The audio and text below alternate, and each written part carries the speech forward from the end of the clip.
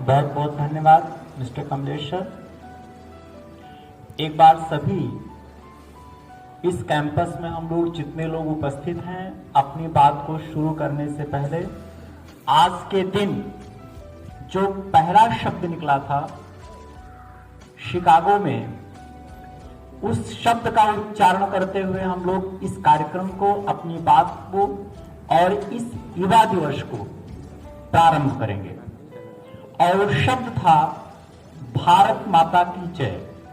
सबसे पहला शब्द था जो 30 वर्ष की अवस्था में जाकर के अमेरिका में वो छोटा सा बच्चा पहले शब्द का उच्चारण करता है। हम सब मिल करके एक बार भारत माता की जय का जय नारा करेंगे, उसके बाद फिर अपनी बात को शुरू करते हैं। भारत माता की जय, भारत माता की जय, भारत माता की जय। बहुत बढ़िया।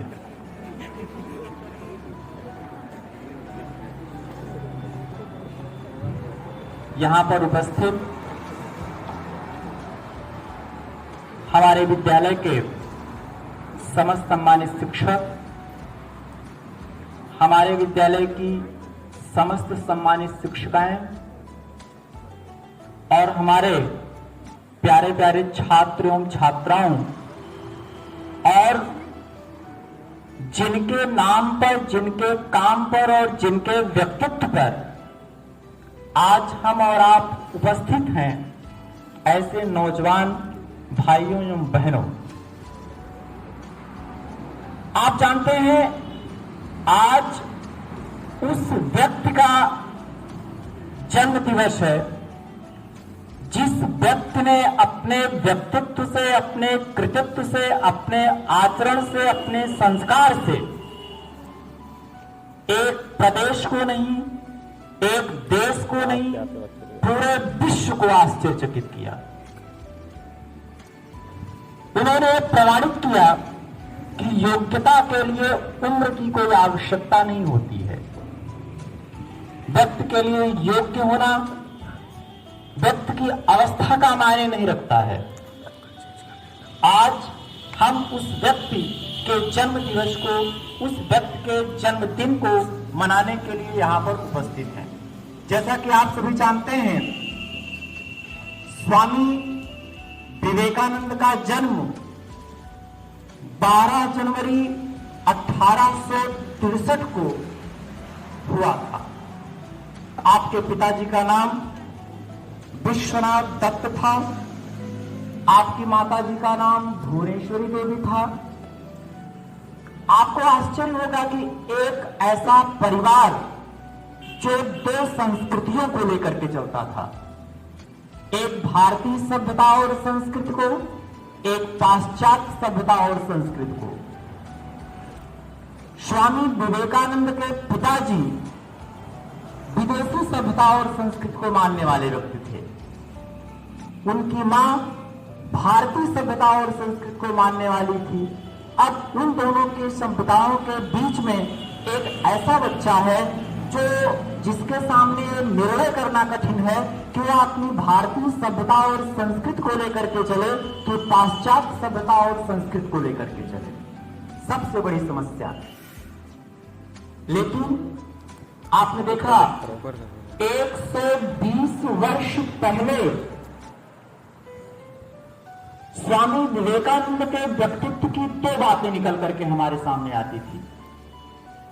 जब वो अपने देश से बाहर जाते थे तब अपने देश की विशेषताओं का बखान करते थे, और जब अपने देश में अपने लोगों के साथ रहते थे तब उनकी बुराइयों को उनके सामने प्रत्यक्ष रूप से कहते थे। एक पैसे का संकोच नहीं, एक पैसे की हिचकिचाहट नहीं, एक पैसे का हेजिटेशन नहीं। अपनों के बीच में वो अपनों की बुराइयों को कहते थे, लेकिन जब दूसरों के बीच में जाते थे तो अपनों की बुराइयों को छिपा करके केवल अपनों की अच्छाइयों को कहते थे। सभी बच्चों को पता होगा, जिस समय स्वामी विवेकानंद शिकागो के लिए प्रस्थान कर रहे थे, मैं उनके पूरे जीवन को 4 चीजों में बांट करके आपके समक्ष प्रस्तुत करूंगा। और याद रखिएगा बच्चों, ये 4 चीजें आपके जीवन को, आपके व्यक्तित्व को, आपके कृतित्व को आपके समक्ष ला करके खड़ा करेंगे। मैं प्रारंभ करता हूं उनके जन्म से लेकर के और उनकी मृत्यु से लेकर के आपको खत्म करता हूं उस बात को। जिस समय वो शिकागो चलने के लिए तैयार थे, रामकृष्ण परमहंस ने कहा कि जाने से पहले अपनी मां का आशीर्वाद ले लो, मां शारदा का आशीर्वाद ले लो। स्वामी विवेकानंद मां शारदा के समक्ष जाते हैं और कहते हैं कि मां, मैं भारत की तरफ से विश्व धर्म सम्मेलन में भारतीय संस्कृति का प्रतिनिधित्व करने जा रहा हूं, मुझे आपका आशीर्वाद चाहिए। मां शारदा कहती हैं ठीक है जाओ, लेकिन जाने से पहले एक छोटा सा काम करके जाओ। सामने एक चाकू रखी है, उस चाकू को मुझे दे दो, उसके बाद फिर जाओ। स्वामी विवेकानंद जाते हैं, उस चाकू को उठाते हैं और मां शारदा के हाथों में देते हैं और कहते हैं कि मां, मुझे आदेश दो कि मैं अब अपने देश का प्रतिनिधित्व करने के लिए जाऊं। मां कहती है अब आप बिल्कुल तैयार हैं, आप जा सकते हैं। विवेकानंद ने कहा कि आपने ना तो मेरी कोई परीक्षा ली, आपने ना तो मुझे कोई आशीर्वाद दिया, आपने ना तो मेरा कोई मार्गदर्शन किया, आपने कैसे कह दिया कि आप चले जाओ। मां ने कहा यही तुम्हारी सबसे बड़ी परीक्षा थी कि जब मैंने तुमसे चाकू मांगा तो तुमने चाकू के लकड़ी वाले हिस्से को मेरी तरफ किया और चाकू के धारदार वाले हिस्से को अपनी तरफ किया। इससे पता चल जाता है तुम्हारी सोच, तुम्हारी विचारधारा पता चल जाती है कि तुम देश में एक ऐसे नौजवान, एक ऐसे युवा बन के उभरोगे जो अपने सुख, अपने दुख को एक किनारे रख करके दूसरों के विषय में सोचोगे। तुम अपना जीवन कभी अपने लिए नहीं जियोगे, तुम हमेशा अपना जीवन दूसरों के लिए जियोगे। यही मेरा आशीर्वाद है, यही मेरी शिक्षा है। वहां से विवेकानंद निकलते हैं और जब अमेरिका में शिकागो वाले पहुंचते हैं तो एक कपल होता है, एक पति पत्नी होते हैं। और आप जानते हैं हमारे देश की वेशभूषा, हमारे देश का परिधान 19वीं शताब्दी में लोग हमारे और आपके ऊपर हंसा करते थे। क्यों? क्योंकि हमारी वेशभूषा, हमारे कपड़े, हमारे परिधान इस तरीके से हुआ करते थे। एक 30 वर्ष का बालक गेरुए वस्त्र को पहनकर, सिर पर गेरुए रंग की पगड़ी रख करके और अपने कंधे पर एक बड़ा सा झोला लटका करके पहुंचता है जहां पर विश्व के समस्त विद्वानों का जमावड़ा लगा हुआ है, जहां में एक से एक बढ़ करके पूरे विश्व के सभी विद्वान आए हुए हैं जो कई भाषाओं को जानते हैं। वहां पर आपके देश से 30 वर्ष का एक ऐसा बालक जाता है जो इस प्रकार के वस्त्रों को पहना है। एक कपल पूछता है कि तुम जेंटलमैन तो नहीं हो, ये सभा जेंटलमैन की है, तुम्हारे जैसे सामान्य व्यक्तियों की नहीं है। तुम्हारे कपड़े प्रदर्शित करते हैं कि तुम्हारे अंदर वो योग्यता नहीं है, तुम्हारे अंदर वो प्रतिभा नहीं है, तुम्हारे अंदर वो थॉट नहीं है जो यहाँ के संभाषण को, यहाँ की सभा को संबोधित कर सके।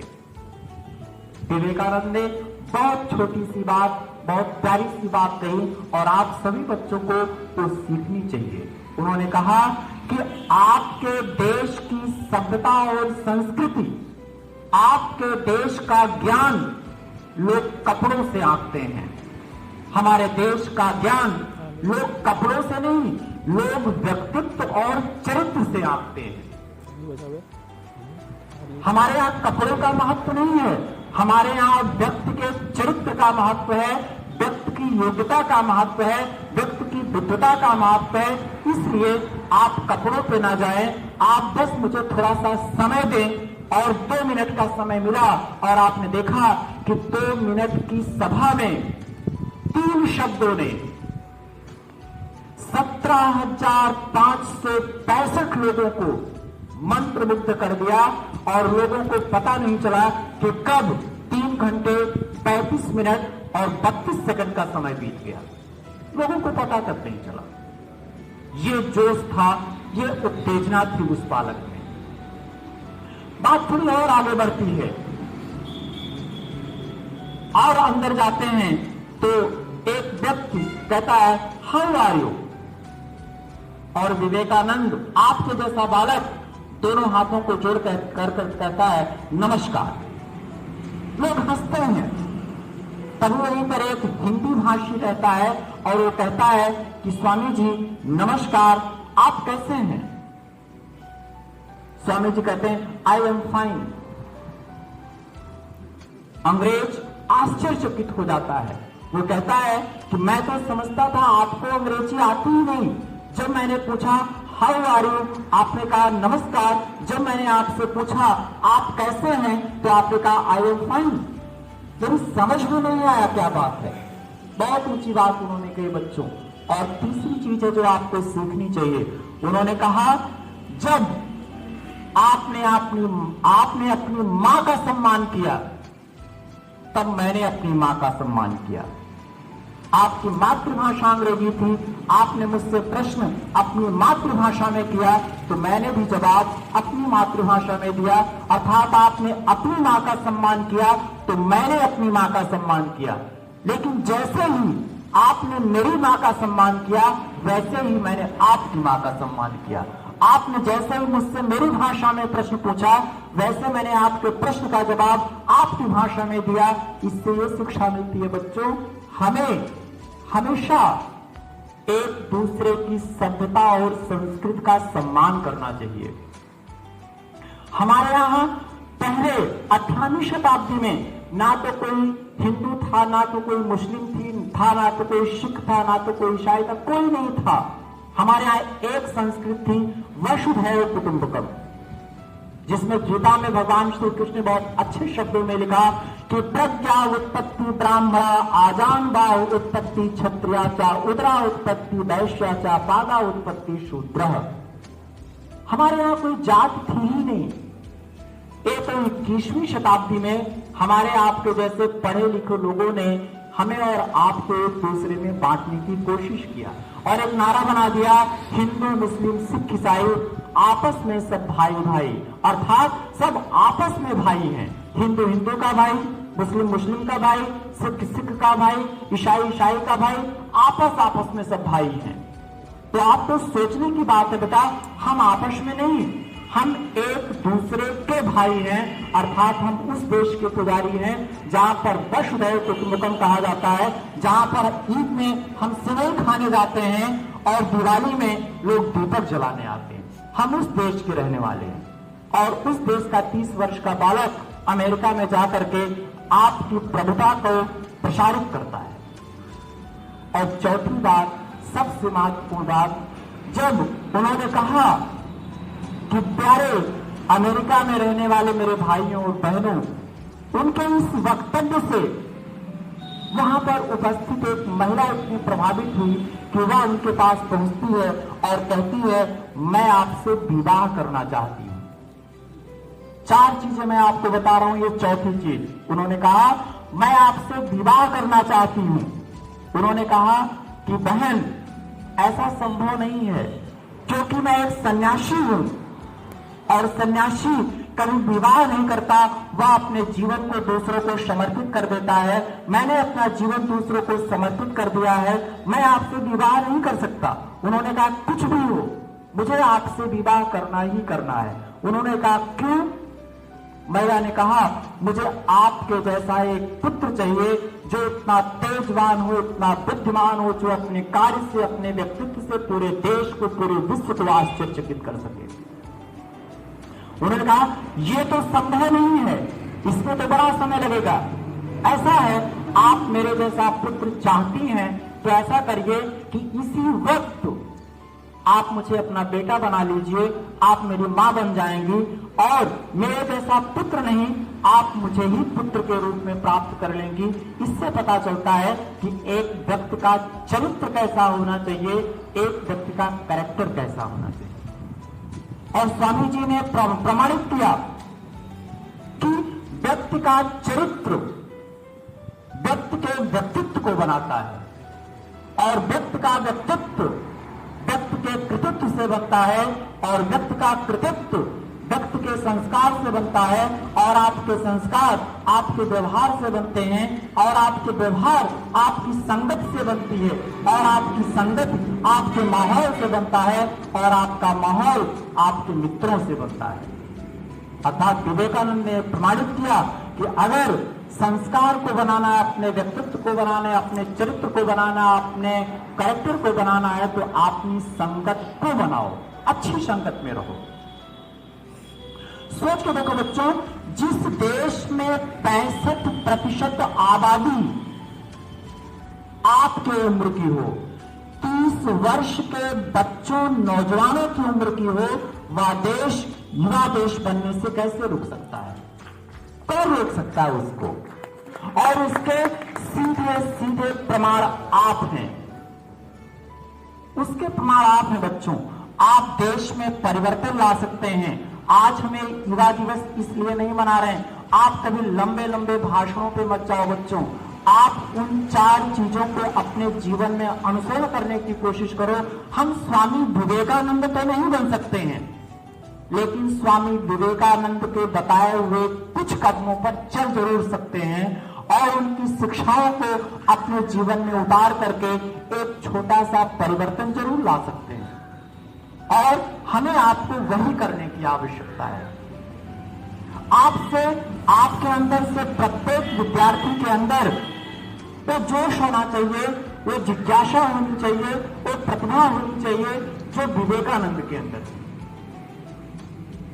आपको याद होगा विवेकानंद ने अपने मृत्यु के समय में एक चीज बताई। जब उनका अंतिम समय था तो उनके एक शिष्य ने पूछा कि आज आप हमें छोड़ के जा रहे हैं, आप मुझे कुछ दे करके जाइए। उन्होंने कहा बस एक चीज ले लो और वो है एकाग्रता। एकाग्रता ले लो, तुम स्वयं विवेकानंद बन जाओगे। उन्होंने कहा कैसे? उन्होंने कहा मेरे पास 10 मिनट का समय है, एक कुत्ता बैठा हुआ है, इस कुत्ते को 5 मिनट तुम घुमा करके वापस आ जाओ। मृत्यु के अंतिम समय की बात बता रहा हूं।